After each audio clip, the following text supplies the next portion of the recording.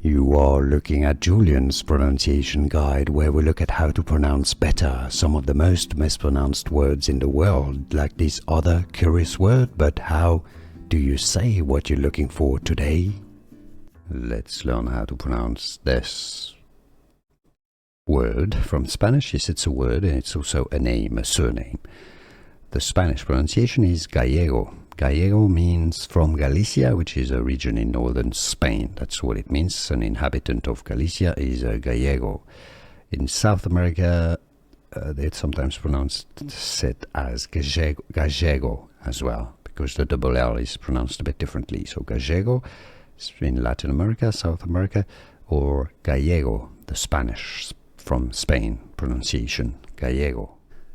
Here are more videos on how to pronounce more confusing words and names too many mispronounced. Like this video if you found it useful. I appreciate your support. I'll see you soon, and thanks for watching.